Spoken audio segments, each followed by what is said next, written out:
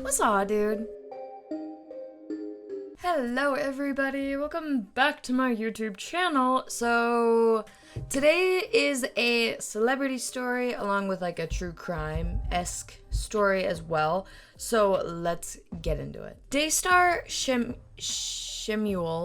Shia Peterson was born July 27th of 1992. There goes my light. He's known professionally, though, as Tory Lanez. He was born in Ontario, Canada, and in 2015, he signed to Interscope Records. He's not really a household name. I gotta say, I had absolutely zero idea who he was. Alright, well, my light died, so I guess we're just going with natural light today. Megan Jovan Ruth Pete was born February 15th, 1995 in San Antonio, Texas, but she goes by the stage name Megan the Stallion, which is spelled like the, so I always in my head say Megan the Stallion. It's so, I don't know. In 2018, she signed to 300 Entertainment. She started blowing up though on like social media and stuff like TikTok, Instagram, places like that. So say what you want about social media, it definitely can help you though. It has its benefits. Anyways, that's just, I don't know. I didn't feel like going into their entire background. So, you guys probably know who Megan the Stallion is, and the other guy, no one really knows who he was. Just kidding. In July 2020, Tory and Megan were leaving a party in LA early in the morning when he lashed out at Megan after she had supposedly criticized his rapping abilities. It's kind of hazy at first what happens in this situation, but we learn more as we go. He ended up shooting Megan in the feet as she walked away from the car that they had both been riding in. Tory's defense argued that the shots could have been fired from another woman who was upset that Tory and Megan had an intimate relationship together. Days later after the incident, Megan posted on Instagram that she had suffered from gunshot wounds and she required surgery, but other than that, she didn't elaborate at all. So that started causing a ton of speculation. And after a while, she finally had to address it because of gossip and speculation and people trying to guess what happened. So she said that the shooter was Tory, who had been arrested and charged with concealing a firearm in the car. Tory addressed the situation in a song with lyrics saying, "We both know what happened that night and what I did, but it ain't what they sayin'," implying that something else had happened that night. Megan went on to do an interview with CBS in 2022, and she said that she and a friend were driving home after a party at Kylie Jenner's house and that Tory was also in the car with them. Once she got out of the car, she said that Tory shouted "dance" and then said a sexist slur and then began shooting at her feet. Was an argument in the car? It was an argument because I was ready to go and everybody else wasn't ready to go. Mm-hmm. But that's normal friend stuff. Yeah. We fuss about silly stuff all the time. Mm-hmm. But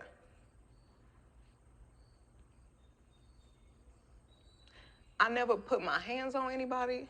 I never raised my voice too loud. This was one of them times where it was it shouldn't have got this crazy. It shouldn't have escalated to right. the way that it did. So I get out the car and it's everything happens so fast.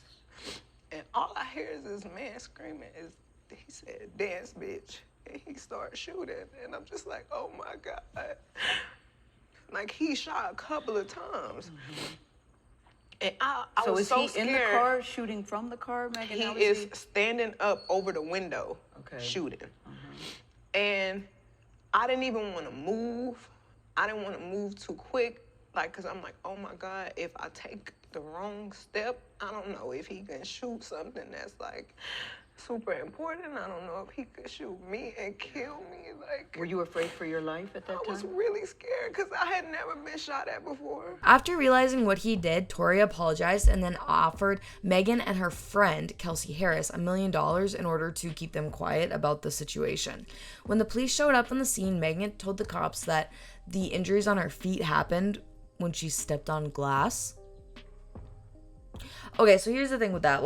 Obviously a gunshot wound looks very different than stepping on glass, so I don't know why the cops were okay, well, seems legit. Or maybe they did question it a little bit more, but, you can't force someone to come out and say, "No, actually, this is what happened. He shot me." You know what I mean? Does that make sense? It's what, to a degree, what could the cops do? And if at the time she wasn't pressing charges, what are you gonna do? You know what I mean?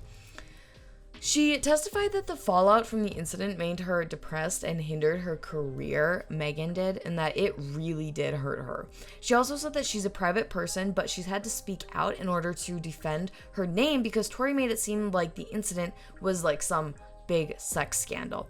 Tory didn't testify during the trial or give any interviews about the incident, like after Megan decided to finally press charges after the negative backlash and what it ended up doing to her mentally.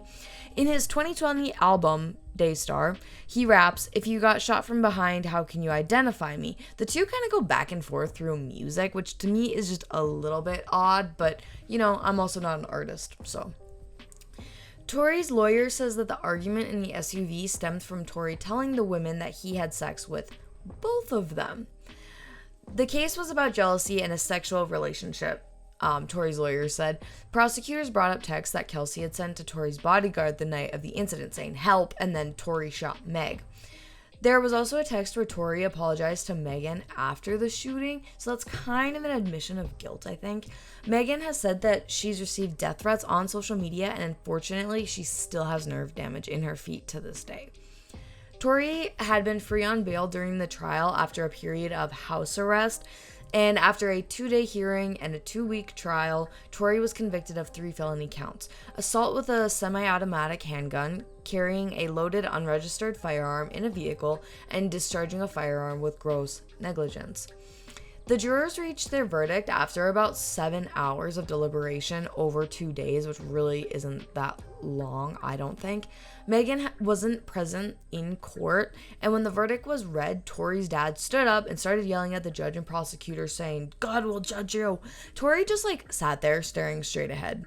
He was just kind of emotionless, I think. Megan's lawyer said, "The jury got it right. I'm thankful there is justice for Meg." Tory's been sentenced to 10 years in prison, and he was immediately taken to jail after the verdict was read. So that's kind of where we're at now. I know that Tory's defense, they tried to get just 3 years in jail and then the rest probation. I don't believe that that's actually going to happen though. They really did try to blame it on Kelsey though, and saying that oh yeah, she was jealous that Megan and Tory had slept together, so there's a good chance that she had motivation to shoot, so maybe she did it. And it's guys, come on. But as of now, that's just kind of where it's at. I think it'll be interesting in the next few weeks just to see how this goes, and for some reason I'm really curious if he is gonna get 10 years in jail, if he's gonna have to serve the entire time in jail, or if he'll get a house arrest probation kind of situation. I don't know, but I am curious to see what you guys think. And also, did anyone else know about Tory before all of this happened? Because I had legit no idea who he was. So anyways, that's just me, but I hope that you guys have a great day. If you enjoyed this video, please be sure to give it a thumbs up down below. Don't forget to subscribe to my channel, and go outside today, breathe some air, touch some grass, have a good day, be safe, don't get into a stranger's vehicle, and stay out of a true crime podcast. Bye guys.